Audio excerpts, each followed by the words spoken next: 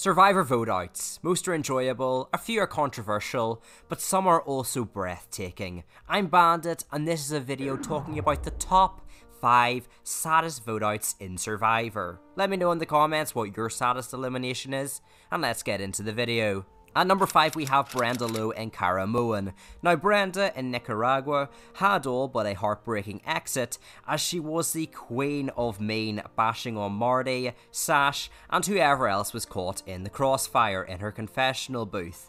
To quote Mr. Abate, she's a devil in an angel's body, but in Caramoan she has a different story. Firstly, she was criminally under-edited for the majority of the season, which is disappointing considering she was like one of 3 people you were actually excited to see return. In episode 13, however, she receives a 1-hour backstory that Disney would give to one of their villains.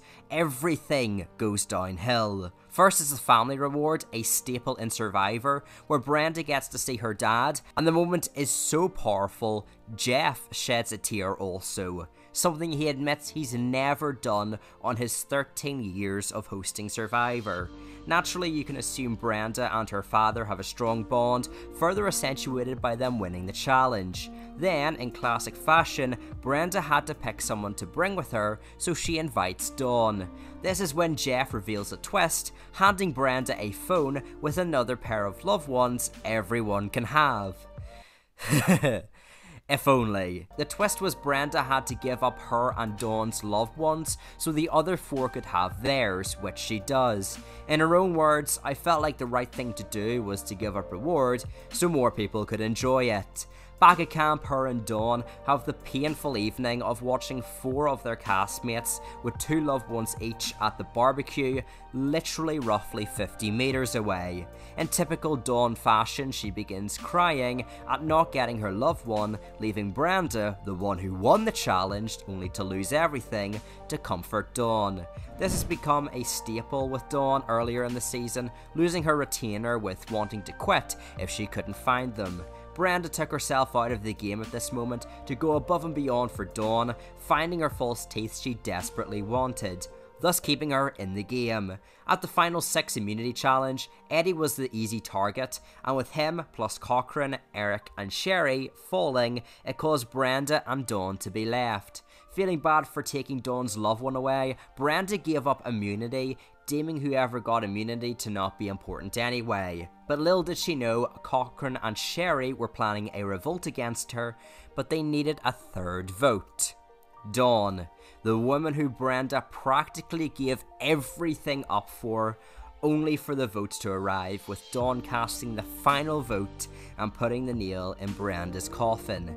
It's sad really, and summarised by Brenda's final words, I was honest with you guys, I was genuine with you guys, it still hurts. This is one of the most brutal betrayals you'll ever see in the game of Survivor. From favourite to favourite, at 4 we have Yau-Man in Survivor Fiji. To set the stage, Yau-Man was one of the oldest people on his cast, and because of this, thought, quote, "Oh, I'm going to be the first to be booted out." And then he met Gary, fellow Fiji contestant who was a year older. So he figured he'd be the 2nd boot. On top of that, he was also a part of the Ravu tribe, or more commonly known as the Have-Nots, a tribe that were a victim to one of the worst twists ever in Survivor, where the other tribe lived in luxury, even having a toilet, I'll say it again, a freaking toilet. This juxtaposes Yau-Man's tribe, who had barely anything and were subjected to tribal council after tribal council because with poor living conditions they couldn't perform as well in challenges. But Yau-Man survived these votes and was adored by his cast, forming close bonds with key players like Earl, found an idol, and was part of the majority alliance. Day 34 was where Yau's story evolves, justifying him at number 4 as he wins the reward challenge for a 2008 Ford Super Duty truck. It's a massive reward, and all his, but Yau-Man feels bad.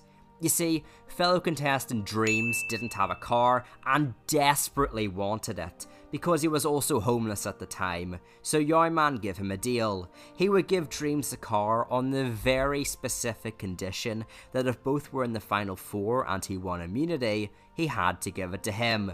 Dreams obviously agrees and is thankful for Yau-Man's generosity. I mean, if you at home know a man in your life as willing as Yau-Man to give away a car, you've hit the jackpot. And also give me his number. But Dreams from this point on dances around the rules and makes it his mission to eliminate Yau-Man before the final 4 in the event the conditions of the deal arise. But at the final 6, Yau-Man masterfully plays an idol, the first successful use of the modern day idol, blocking 4 votes. Time is running out, Dreams. Then at 5, despite being on the bottom, he clutches the immunity challenge and wins further, cementing his legacy as a fan favourite.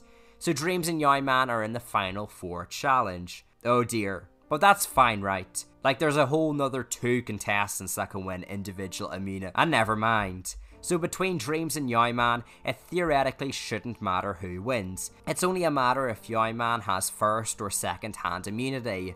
Yau has even stated in exit interviews the only reason he stayed up there after Earl dropped was just to see how well he could do. Not because he didn't trust Dreams, but he drops and Dreams wins immunity.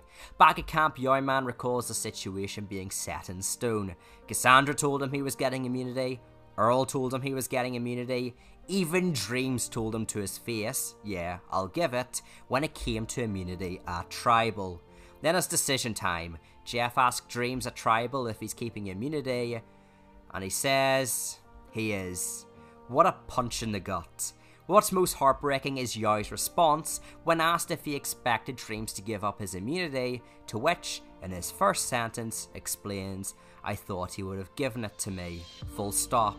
And sure, Yau-Man still had his previously mentioned strong relationship with Earl, but no, Earl betrays him too and votes him out as he winds up as the last member of the jury. While Yau-Man probably wouldn't have beaten Earl at the end, he has a strong chance of getting votes and certainly would have given him a run for his money at the final Tribal. But careless, vulnerable and betrayed, I had to put Yau-Man here. Spilling into number 3 we have Cirie Fields, and really, if I wanted to, I could make most of this list contain Cirie Fields' vote outs, considering how tragic each of her eliminations are. But I stopped at one, in my opinion, the culmination of Cirie's Survivor history, her Game Changers game. While her pre-merge wasn't super remarkable, it was fun seeing her not go to a Tribal a single time, in spite of not being renowned as a challenge beast. In fact, Cirie even says if we had lost the first few challenges, I was done. I knew that.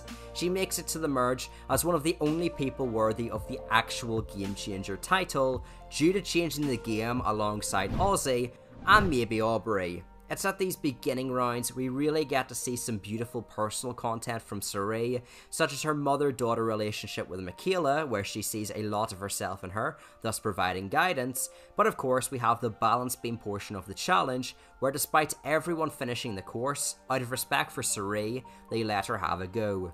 You have Sarah helping her onto the ledge, Troyzan comforting her, Zeke directing her, and everyone is cheering. Seeing a woman previously known as the Couch Potato losing the battle but winning her personal war on this occasion was powerful and united the cast. I mean, even Jeff is clapping. You rarely saw this personal side of him in the 30s. Cirie is pulled to the ledge, breaking down over the fact she actually completed the beam and is hugged by everyone. At the final 6, Cirie was in a pickle. She used Sarah's steal vote advantage, not knowing it was non-transferable, ironically trying to save Sarah from Ty. This caused Cirie to team up with Aubrey and Ty by putting all their votes on Sarah. Then, at Tribal, comes Advantage Geddon, where literally everyone but her had an advantage, except Brad, who already won immunity. This made literally every contestant on the island immune because they were given a piece of parchment or found a shell on some string. Cirie was eliminated by default, without a single vote cast against her name. Just because she didn't have an advantage, it means she lost.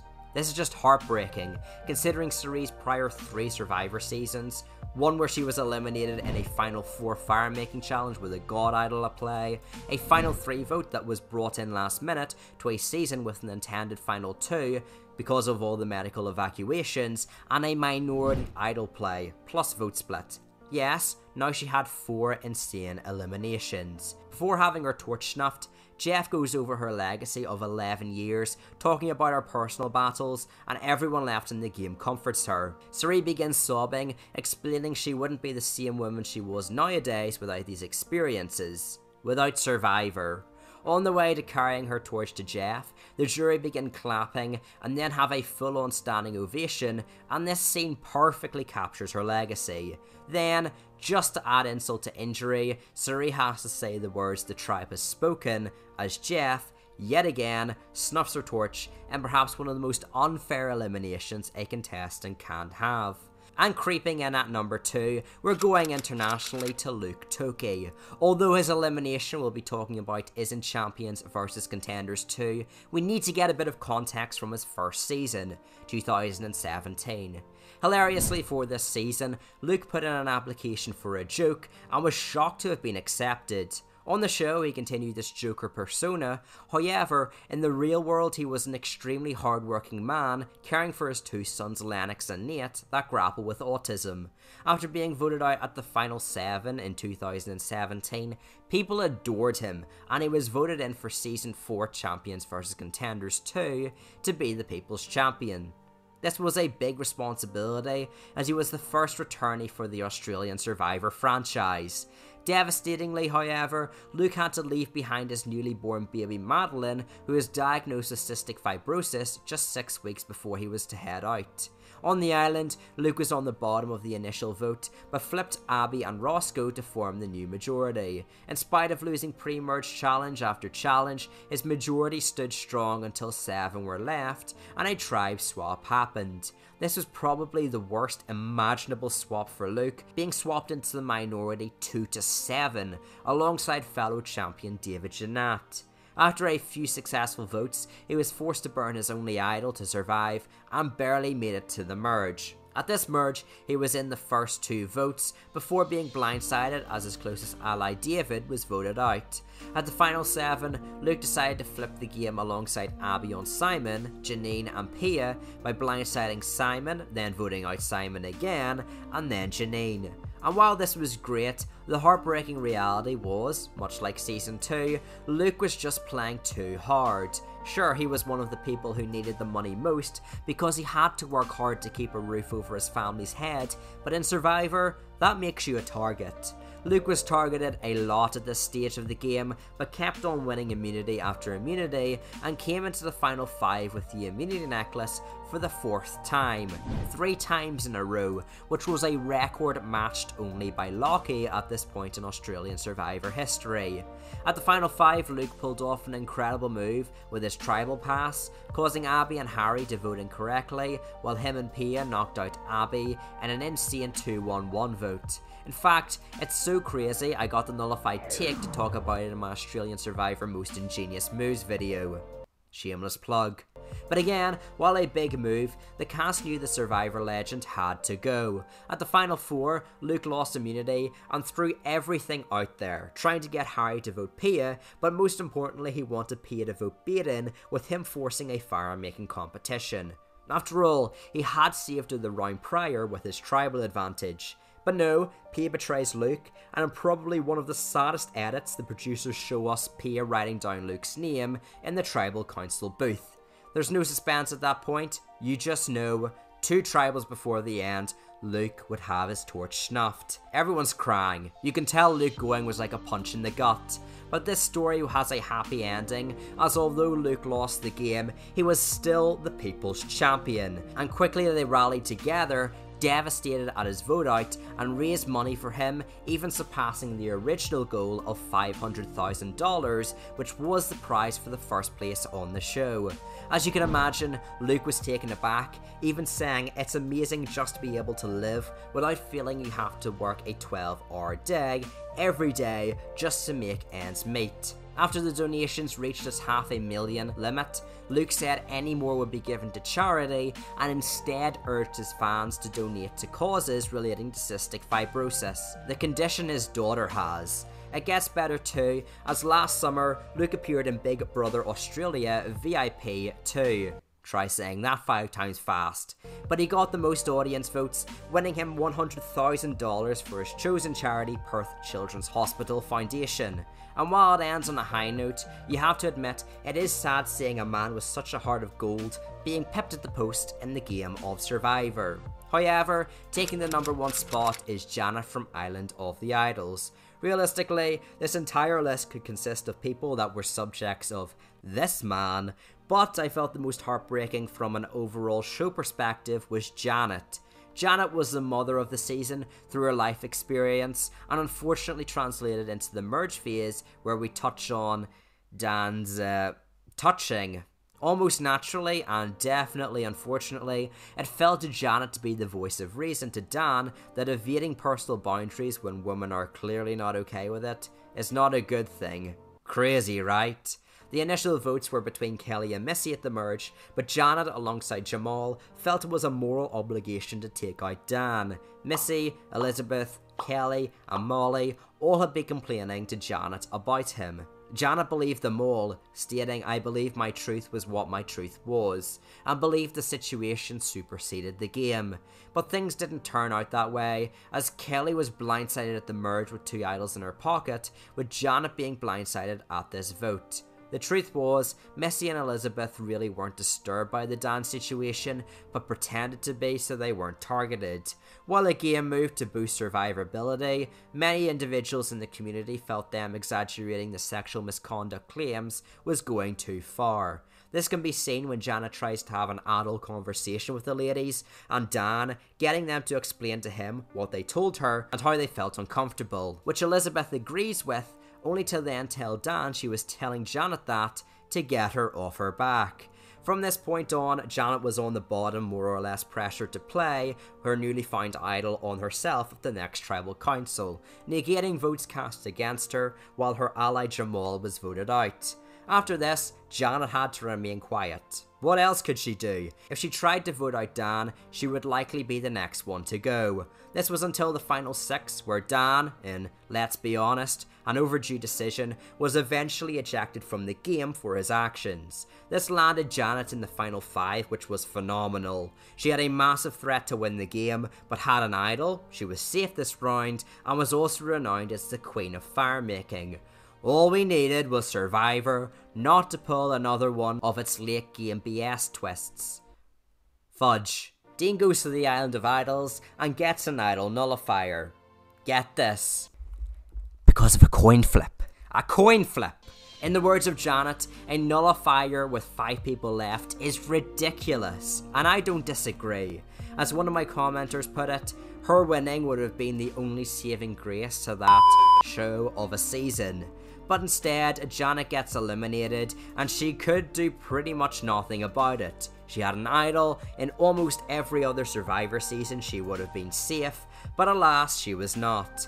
Janet was definitely the main hero of the season, and seeing her being sniped out just before the end still stings. But thanks for watching, I really do appreciate it. If you want to check out a video very similar to this, discussing the top 5 challenges that almost ended their Survivor contestants, check out this video on the top left. Alternatively, on the bottom right is a video talking about the most ingenious moves to appear in Survivor South Africa. A little present from me to my international Survivor viewers. But nonetheless, have a great day, and peace!